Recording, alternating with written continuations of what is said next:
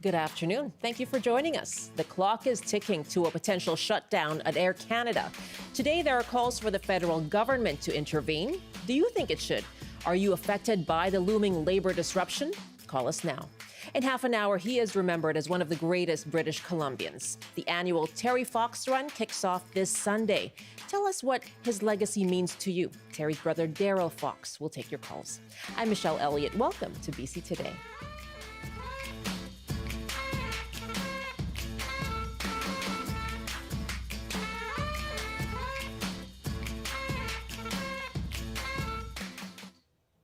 Air Canada and its pilots are still at the bargaining table, negotiating over wage demands by the pilots.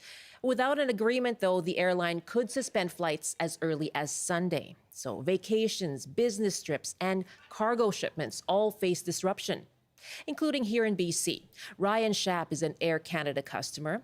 Now, he got married in June, and the couple are supposed to fly out of YVR next week for their honeymoon. Schaap says this stressful uncertainty is getting in the way of a long-time dream. We made a conscious plan to pay for our flights in points, in Aeroplan points. So we had a big lofty goal to have return flights to and from Asia with lie-flat business class seats that we could never afford ever in our lives. And to make this trip that much sweeter, that much more significant, we were able to achieve our goal of getting lie-flat business class seats on Aeroplan points. So we're really hoping the strike doesn't happen. Well, that's one story there. There are hundreds of thousands more. So given the scale of the possible disruption, should the federal government intervene? The Business Council of Canada says yes. Their president and CEO is Goldie Hyder. Governments are elected to look after the greater good. This government has the tools available, and should collective bargaining fail, they need to prepare now to use them. However, NDP leader Jagmeet Singh disagrees. We are opposed to Justin Trudeau and the Liberals or any government interfering with workers. We're opposed to that. We're going to fight back. If there's any bills being proposed on back to work legislation, we're going to oppose that. We're going to fight back against that. We're never going to support back to work.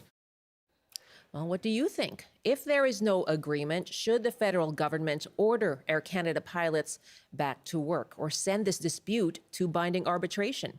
And is this possible strike at Air Canada affecting your travel plans or a possible lockout? You can call us 1-800-825-5950, 604-669-3733. You can hit pound 690 on your cell phone or email bctoday@cbc.ca. Well, you heard from one business voice there. Dozens of business groups across the country have signed a letter urging the government to send the labor dispute to binding arbitration. And one of them is the Greater Vancouver Board of Trade. Bridget Anderson is CEO and joins me now. Good afternoon. Good afternoon. Why do you think the federal government needs to intervene and send this dispute to binding arbitration? This labor dispute could impact up to 150,000 passengers. And we're talking about business travelers, we're talking about people who are going to visit family and friends, but as you mentioned, also air cargo. This would give a very large disruption on our supply chain. And I think what's important to remember is that this is the latest in a string of labor disputes that we have seen that shut down our major railways. And we think about a year ago when it was the Port of Vancouver, also problems we had at WestJet. So these problems actually hurt our international reputation as a trading partner. And so it is really important that the federal government intervene before a labor dispute actually has any impacts down the road in the next couple of days.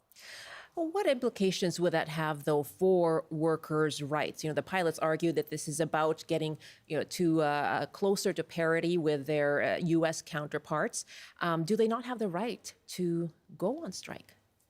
I think everybody would like to see a fair deal, but we have to think about the greater good. And in fact, we were talking about such a major disruption that can have consequences that last months or even years, and perhaps even permanently. When we're looking at the air cargo products that are moved, if a company has to find another way to move them, they may not come back to Air Canada, and they may actually kind of reroute them throughout outside of Canada. So it is really important to understand the kinds of consequences that can happen here. The federal government has shown that there is some sort of precedent for intervening when it comes to these labor disputes, and we would ask that the federal government think about that and think about the major consequences that this kind of dispute would have, and to intervene before we get to that point. Right, and that took place last month, right? The labor minister did send the rail company's labor dispute to binding arbitration. Do you think that that does have an impact on future disputes, including this? I think we need to think about the greater good here. So when we're talking about a dispute of this size and the number of people and businesses that it could impact, we need to think about how disruptive that is, and not only for those individuals and for those businesses, but as I say, on the reputation of Canada as an international trading partner. And we have these continual kind of disruptions, whether we're talking about our rail networks or we're talking about our ports or now Air Canada. We have to think about the long-term consequences of this, and the government must put the good of the country first. Isn't that the kind of impact, though? Like, isn't that the point of going on strike, knowing that there is going to be that impact? That puts the pressure on the parties to come to an agreement. So why not wait for them, to cave to that pressure of the impact on the reputation, of the impact on cargo and passengers as well? Well, I think we're already starting to see the impact now. And we need to think about the long-term consequences. Everybody would like to see a fair deal, but it's clear that we're at an impasse. And so the federal government has it within their means now and tools available to them to intervene ahead of time and send this to binding arbitration. That's why you see business associations from across the country who have united together to call on the federal government to intervene. Do you think there is political will to intervene after the rail company decision to send it to binding arbitration, thus ordering workers back? There was some political shakeup following that, right? That the NDP subsequently broke its supply and confidence deal with the Liberals, and Jagmeet Singh, the leader, called the Liberals beholden to corporate interests in the wake of that. Right now, what we're hearing from the Labour Minister, Stephen McKinnon, is that he's committed to the bargaining process. We also hear from, of course, Jagmeet Singh, Pierre Poilievre, also saying he does not support sending the parties to binding arbitration. Do you think there's political will to intervene right now? Well, again, everybody would like to see a fair deal, but we're at an impasse. And it is incumbent upon the government to put Canadians first and to put the Canadian trade reputation first. And that's why we're calling on the federal government to do that. It is the government's role and responsibility to govern for all of Canada. And so that's what we're asking them to do, and to intervene ahead. Bridget Anderson, thank you so much for your time. Thank you. That's Bridget Anderson, CEO of the Greater Vancouver Board of Trade. We are asking you now, if there is no agreement in the Air Canada labor dispute, should the federal government intervene? Sending this to binding arbitration, thus ordering Air Canada pilots back to work? And does this possible strike have any effect on you or a possible lockout? You can call us 1-800-825-5950, 604-669-3733. You can email bctoday@cbc.ca. Maureen is calling us from Penticton. Hi there, Maureen. Hi, how are you? I am fine, thank you. I'm so frustrated since I got stuck at the Vancouver airport on December 28th, 4 years ago. And it was because it was so crowded, and Air Canada didn't have anybody on domestic flights to check in. And I ended up going into an international line. They weren't separating people at all. I missed my flight. I ended up speaking to a manager, and the only way I could get to the Okanagan on the same day was to fly into Kelowna and take a bus from Kelowna to Penticton. How long did that take? It took me 18 hours to get home. We were going through a blizzard on the Coquihalla, and I got late into Kelowna. I had friends in Kelowna, but they had company. They couldn't drive me to Penticton, but they got me to the e-bus, and it took me 18 hours to get home. Wow. And And I should have been home at 2 o'clock. I got home at 2 o'clock in the morning. wow. It was disgusting. Maureen, pardon me, do Sorry. you see then, traveling to Penticton from Vancouver, those communities right outside the Lower Mainland, do you see them as being more disproportionately affected by these disruptions? Oh, I think so. For me to go to Vancouver by bus now, I have to catch the bus at 6:30 in the morning. I have to transfer 3 times because Greyhound shut down now. Right. And it's communities, and I have to transfer 3 times. And if I went at 6:30 in the morning, I wouldn't get into Vancouver or Abbotsford until 7 o'clock at night. So given that and your experience, Maureen, do you think the federal government needs to intervene here then? Oh, I think so. And if you're in a mid-sized community like Penticton, the transportation now is terrible. I don't go down to Vancouver anymore, and my daughter lives down there. And it's one of those things that for me to take the bus 6:30 in the morning, and I'm lucky if I get into Abbotsford at 7 o'clock at night, and I have to transfer 3 times. Yeah. Maureen, really good to hear from you. Thanks for pointing that out and representing those mid-sized rural communities. Thank you very much. Yeah, that's Maureen in Penticton. Michael is on the line now in Langley. What do you think? Should the government intervene here, Michael? Definitely not. And I'll tell you why. For the last 25 years or so, big business, when dealing with organized labor, has taken the tack of failing to or willfully ignoring any kind of bargaining and coming to a table and saying, it's our way or the highway. We're not going to bargain. You do what we tell you. And then when push comes to shove, they either lock people out of work, or they allow a strike to happen, or they seek government intervention. And so they're not bargaining in good faith, is what you're saying? No, they're not bargaining in good faith. And the same thing happened with the ports. The same thing happened with the aircraft mechanics a little while ago. Locking people out of work, that's not bargaining in good faith. Normally, bargaining takes 2-3 years to come to some kind of an agreement with the larger unions. And it's not like they are seeking to be disruptive. They just want to work. But they want fair work, fair pay, etc. So it's big business, and it's a trend, and it's been happening for quite some time. And I don't know where the trend came from, but I was involved in bargaining, and that's how it worked. You were part of a union? Oh, yeah, I still am. Okay. Oh, you are? Okay. And are you able to tell us more about that? Right now, I'm just a union member. I go to work, do my job, and pay my dues. And this concerns you in terms of possible precedent setting? Well, the precedent's been set a long time ago. When I was with ICBC would refuse to come to the table. And that was with the other union I was in. And it was not just disappointing, it was counterproductive. But that was the attitude, this our way or the highway. And now we're dealing with airline pilots who aren't getting paid parity with any of the other airline pilots, and they're seeking that. Now the Air Canada is looking to get government legislation to legislate these guys back to work. Well, come on.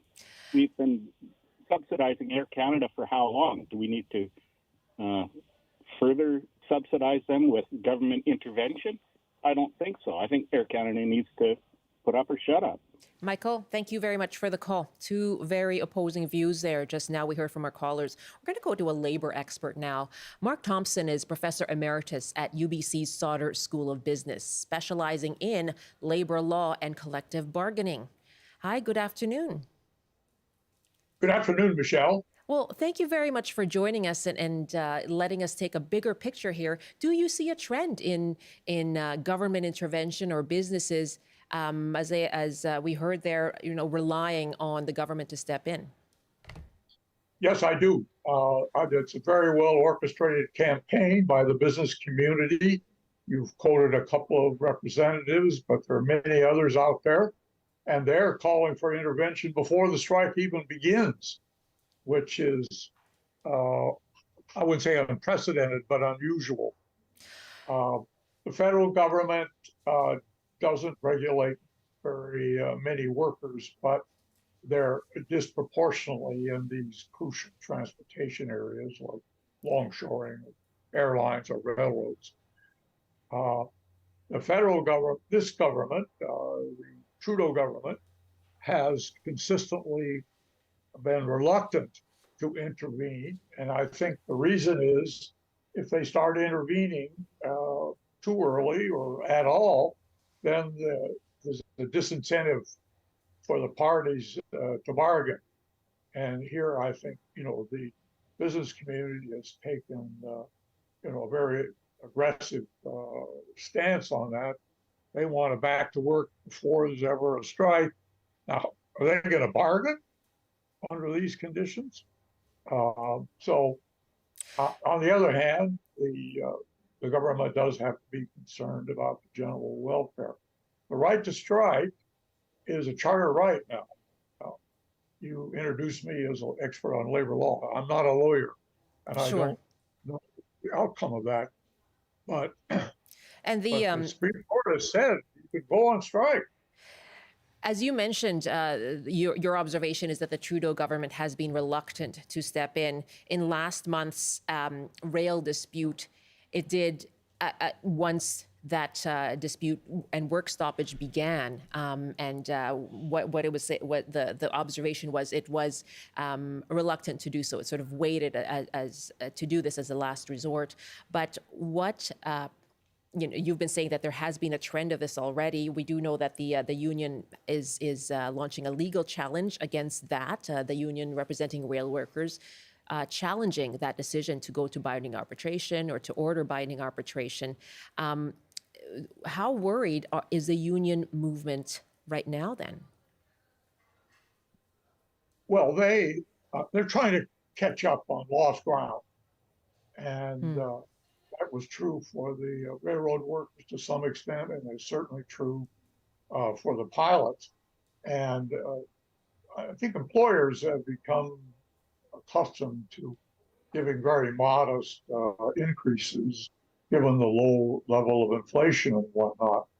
But, the pilots have changed their union representation. And so now they're working, side by side with pilots from United and Delta through their union. And they say, gee, there's a big difference in pay and the work is pretty much the same. So, and we've been settling for 2%. So we want some makeup. Now, beyond that, we don't know what they're doing at the table. Let's take, go ahead, Mark, go ahead. Well, the business community has asked for government intervention and initially, and so that's it. The president of the company, actually, and that's easy to get. That's mediation. And we don't know that there's a mediator there, but if there isn't, there should be, and presumably there will be pretty fast. Let's take a call from James at Spence's Bridge. Hi, James. Well, hello. Yeah, what do you think? Well, I think the government should not interfere with the strike.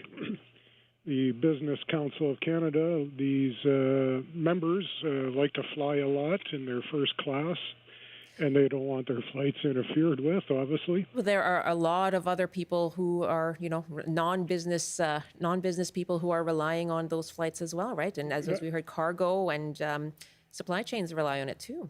That is true. However, there is other options available. Not every airline is going on strike at the same time like the railways did here in Canada.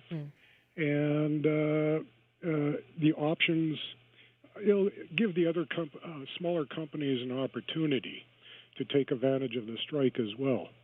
And our supply chains, boy, if we got supply chain issues with airlines flying in whatever, that is an issue, but should we be relying on airlines to transport goods like that? Okay. It is not a national security issue at all, so I would say let them strike and let the workers bargain in good faith with the companies. James, thank you very much for the call. Victor in Brackendale, I have about a minute left here. What do you think? First of all, I'm siding with the pilots, and your previous callers were right about getting government intervention. And why? Because they're using the government to settle their scores. One more off topic. Canadian National Railway and Canadian Pacific have been named Canadian, but why are they American owned and owned by run under the name of Canadian? Okay, looking at that as well. Victor, thank you very much for the call from Brackendale. I'm going to wrap up here. And Mark Thompson, how much weight does the government need to put then on that broader impact on the economy? Oh, it certainly has to consider that, but they have to take the longer view. As I said before, if they intervene too quickly, why then that they have to think, what's the next round of bargaining? And frequently it does have a broad effect. So they have to make that balance. And they have a number of tools that they can use to intervene in a strike. But there's some legal challenges that we've talked about. So we'll see. We'll see. We certainly will. Sunday is when the cancellations may start. We'll certainly watch this closely. Mark Thompson, so good to have you. Thank you. You're welcome, Michelle. Thank you. Mark Thompson is a professor emeritus at UBC Sauder School of Business. Sandra writes, yes, this will affect my travel plans, and no, the government should not intervene. What is the point of having collective bargaining if the government forces the workers back to work? It's now 12:28.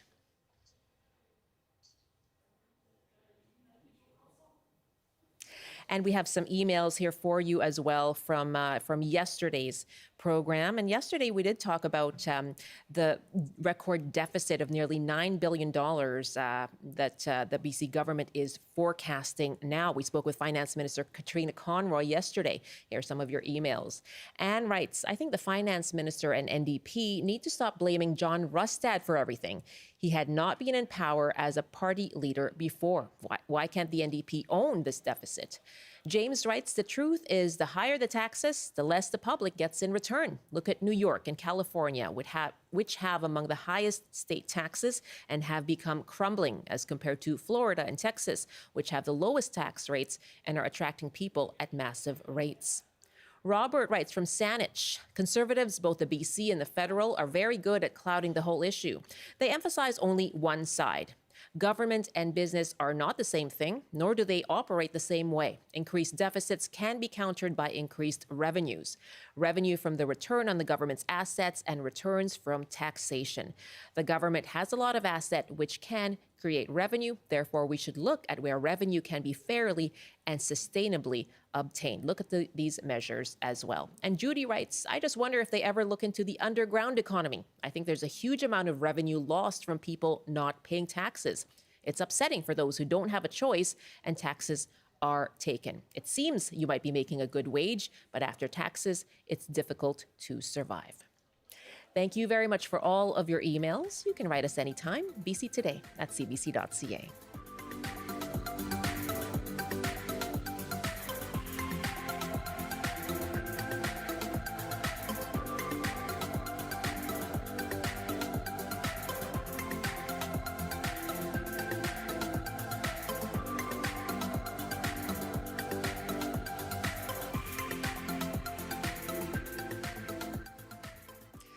It's 12:30 now. This is BC Today here on CBC, on Radio 1, CBC Television, live streaming as well. Thanks so much for joining us. I'm Michelle Elliott, and I look forward to hearing from you in our next half hour. We're going to have Darrell Fox joining us, the brother of Terry Fox. Of course, his legacy is one that really impacts so many British Columbians. We would love to hear from you just ahead of the annual Terry Fox run. What does Terry Fox's legacy mean to you? Have you participated in the run? And you can tell us why. You can give us a call, 1-800-825-5950, 606-669-3733. We'll have that conversation coming up after this CBC News update. And here's Rob Zimmerman. Good afternoon. The BC wildfire situation has eased substantially. Rain, cooler temperatures, and light winds are expected to continue to decrease fire behavior. There are currently 214 active fires, but more than 80% are considered held or under control. The RCMP in Kamloops say a man's body was discovered late yesterday afternoon in the Thompson River. Police were called to an area near MacArthur Island Park before 6 o'clock. There have been 2 cases of men being swept away by the river in the past 3 months. And vending machines that dispense harm reduction supplies on Vancouver Island have been suspended while the ministry conducts a review. The kiosks, which had been placed at hospitals, offered free access to supplies like naloxone, drug testing strips, and safe sex kits, alongside drug paraphernalia like bubble pipes and snorting utensils. Premier David Eby ordered a review after a BC Conservative candidate posted a video highlighting her concerns about the vending machines. And now the forecast on the North Coast. Periods of rain this afternoon with a high of 16. Highs reaching 21 with sunshine in the Peace. In the central interior, including Prince George, increasing cloudiness through the afternoon with a high of 20. Highs up to 22 with a mix of sun and cloud in the Kootenays. In the southern interior, including Kelowna, clearing late this afternoon with a high of 23. And mainly cloudy in the Fraser Valley, some sunshine in Metro Vancouver and Greater Victoria with highs around 19. That's your CBC News update from Vancouver. Rob, thank you very much. You're welcome. This is Robert Zimmerman in the CBC Vancouver newsroom. Now, here's another email on the question of whether the federal government should intervene in the Air Canada labor dispute and a potential strike or lockout. TJ writes, it seems that federally regulated corporations have shown a pattern of refusing to bargain and intentionally kicking the issue over to the government to impose binding arbitration. Without a clear signal from the government that arbitration and back-to-work orders are only going to be made in exceptional circumstances, this entire process is performative and does nothing more than to pay lip service to labor rights. Thanks for the email, and I'm sure you will hear more about that on your afternoon shows in your region. And in Metro Vancouver, here's what else is coming up on the Coast. Michelle, hi there. It's Gloria Makarenko here, and I hope you can join us for On the Coast this afternoon. It's Thursday, so Soapbox Social is on. That's Mo Amir and Kyla Lee. They'll be here to give us their take on the latest twists and turns of provincial politics this week. Our guide to personal finance, Mark Ting, will be here too. He's going to look at the current state of the Metro Vancouver housing market. And we will get a preview of the Vancouver Flamenco Festival. It kicks off this week. Rosario Answer will join me. She's the woman who's been the heart and soul of flamenco in Vancouver for decades, along with Lara Wong. She's a flamenco flautist who won a big international award for her music. So join us for On the Coast between 3 and 6 this afternoon. Oh, I just love watching flamenco. My cousin does flamenco. I've watched it over at Kino Cafe, the old Kino Cafe on Cambie Street in Vancouver. Gloria, looking forward to that. That's On the Coast this afternoon.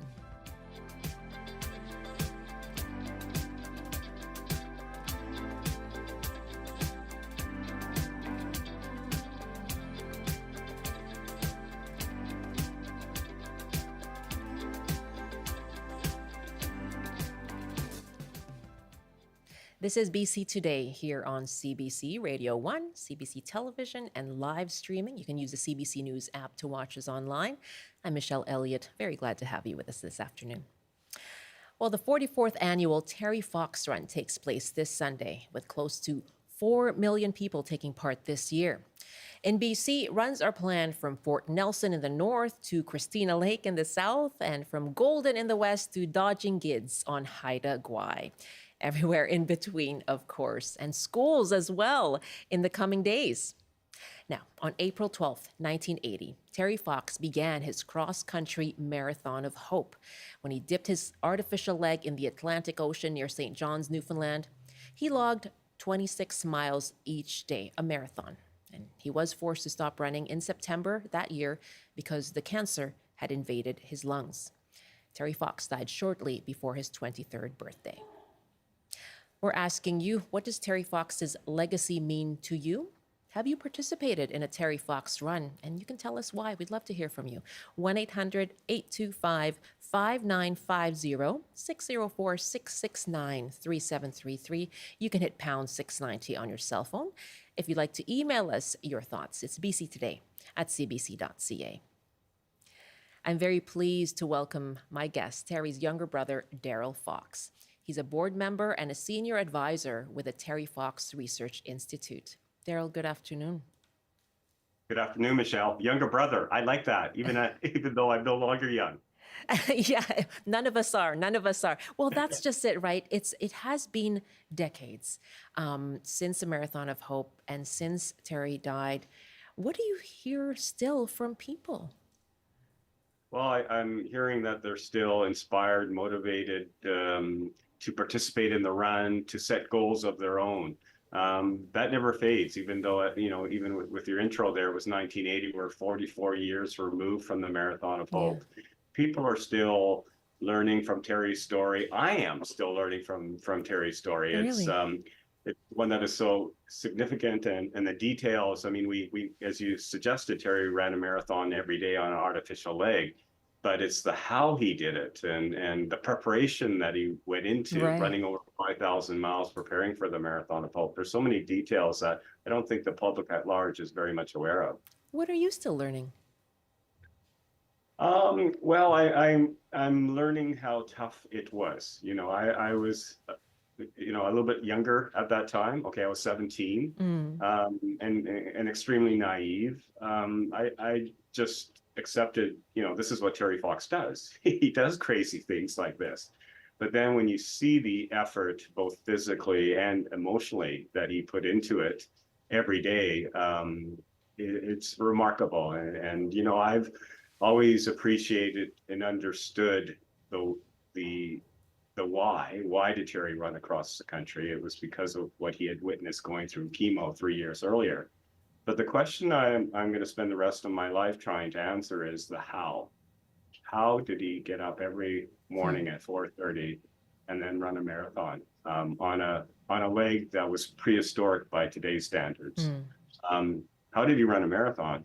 Then how did he engage with communities and share his story? How did he do that?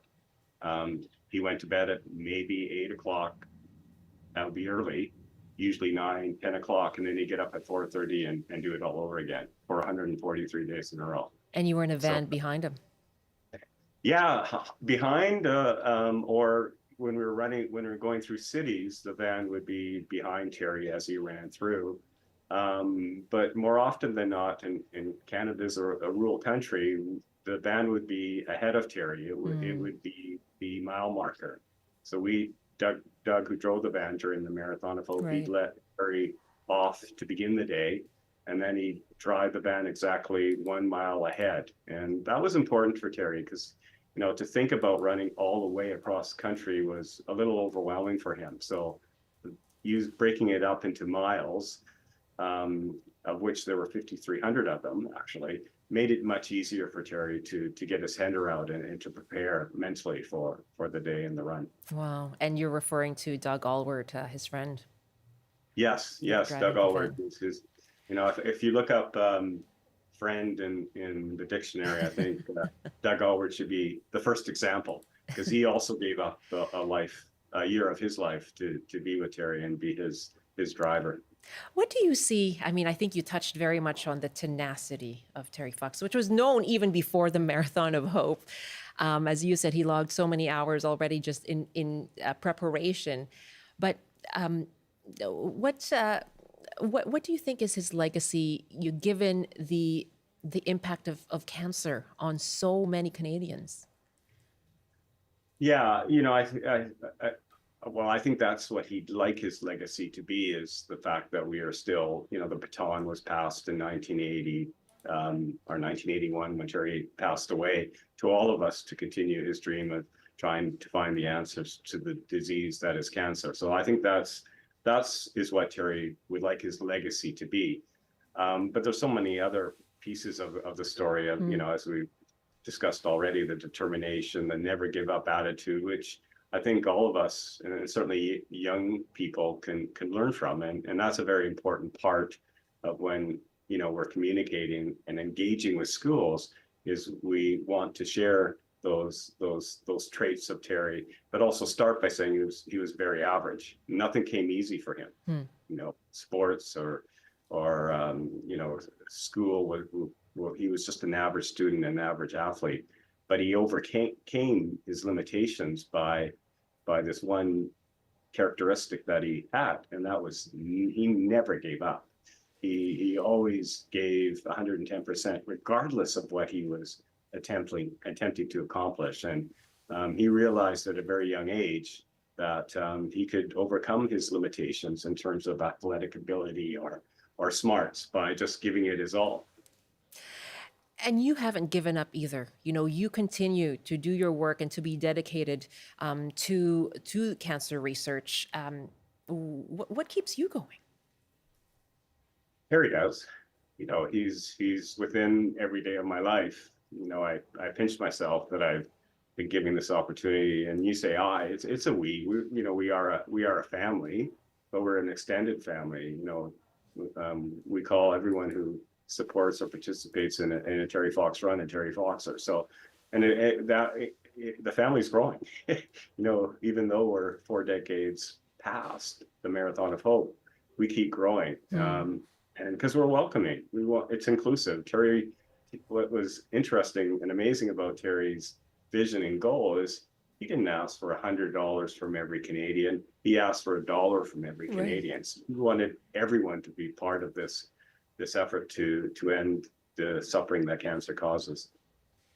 It's my pleasure to welcome Darrell Fox, the brother of Terry Fox and a senior advisor to the Terry Fox Research Institute. This Sunday, the 44th annual Terry Fox Run takes place. Close to 4 million people taking part. We're asking you if you've participated in a Terry Fox Run. You can tell us why. Were you running for someone? And tell us what Terry Fox's legacy means to you. We'd love to hear from you. You have a chance to speak with Darrell Fox on the show today. 1-800-825-5950, 604-669-3733. You can hit pound 690 on your cell phone. And Darrell, as well, the schools runs, you talked about, coordinating and working with schools. I have kids in school who have year after year done the Terry Fox Run or walked as well. What's it like for you to engage with young people? Yeah, it's something I enjoy immensely. Terry loved kids and children too. He never had the opportunity to have children of his own. But those are always highlights during the Marathon of Hope whenever Terry had a chance to just have a few words with a young child or shake a hand or a high five. Those were big moments for him. So it's a very important part of what we do at the Terry Fox Foundation is engaging with schools and students across the country. And you mentioned 4 million people will participate in the Terry Fox Run. Most of those numbers come from our school program because over or close to 10,000 schools will host Terry Fox events this year. And, our family isn't large enough to we realize we're never going to be able to visit every school in Canada, but we're going to try. We're going to Terry try. And Terry try. Yeah, it is and that's one thing that actually, Michelle, I just realized recently is try, the word try is in Terry's name. Yes. It's kind of cool. So, but having the gift and opportunity to visit a school and to see their enthusiasm for the story and for Terry is very heartwarming. And, for them, it's not 44 years ago. They know Terry's not with us, but it's fresh to them and it's new to them. So it could have been last week or last year. Yeah. And who couldn't enjoy that opportunity to engage with students and to share what Terry accomplished and why he accomplished. It's so much fun. Absolutely. And I'm sure it means so much to not just those kids, but to their families as well, who know that it was 40 more than 40 years ago, and who know the history perhaps, and who have had felt the impact of cancer in their lives. Let's take a call here. Doug is calling us from Victoria. Hi, Doug. Have you run a Terry Fox run yourself? Several, and I'm originally from Quebec and moved to Victoria in 2000. And Terry Fox, when he ran through the province of Quebec, did not have a big welcoming, I would say, I guess. So not a lot of money was raised, but we were a small running association in Lennoxville, Quebec, down in the Eastern Townships, and we decided to hold a run in 1980, in November 1980. And we raised the money, and the money that we raised, we donated to the Sherbrooke Red Cross, not Red Cross, but Cancer Society in the name of Terry Fox. And so I'm sort of claiming that we held the first Terry Fox run in Canada. And I was director of that race for 20 years before I moved out here. Wow. And we raised probably in the vicinity of about $800,000 over the years, those first 20 years. And the race is still going on. It's now being run by the Bishop's College School, and they're going into their 45th year. Oh my goodness. Darrell is listening to you, and I can see him nodding and just in pure delight. Doug, what do you want to say to Doug, Darrell? Well, I knew where he was going when he mentioned, hosting a Terry Fox run in November of 1980, because the actual first organized runs did not take place until after Terry passed away in June of 1981, and they took place in September. So I knew he was going to make the claim that and a good claim, that he was one of the first people to organize the Terry Fox run. So I know I'm really late with this, but thanks, Doug. Okay, you're welcome.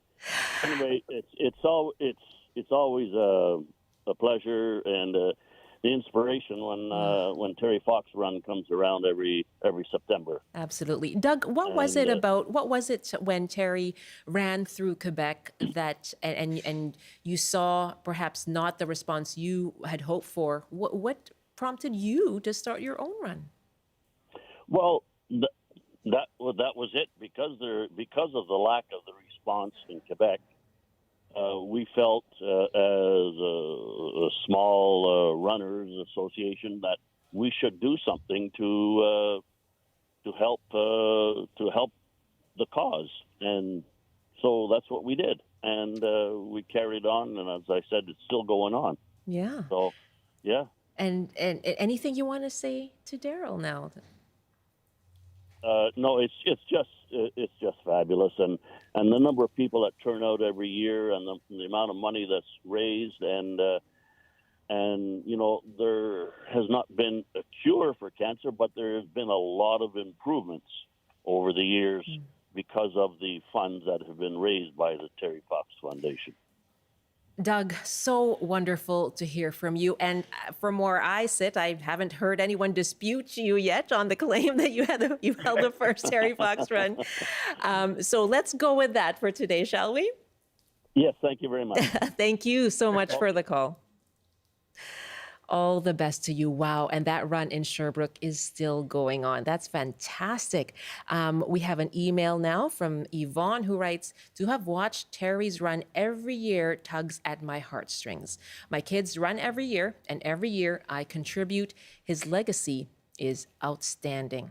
Thank you for the email, Yvonne. Our email address is bctoday@cbc.ca. And we love to hear from you on the open line as well. My guest, Darrell Fox, Terry Fox's younger brother. Yes, he is a board member and Get that in there, Michelle, please. That's right. Let's go with that too. Younger brother, board member, and senior advisor at the Terry Fox Research Institute. Love to hear from you. Share your own story and what meaning Terry Fox's legacy holds for you. 1-800-825-5950. 604-669-3733. Faith is joining us, calling from Port Angeles in Washington State. Hello, Faith. Welcome. Hi, thank you. I always watch CBC. Oh, fantastic. Good to have you. Thank you. But I just wanted to tell his brother. Oh, I'm gonna cry. Sorry.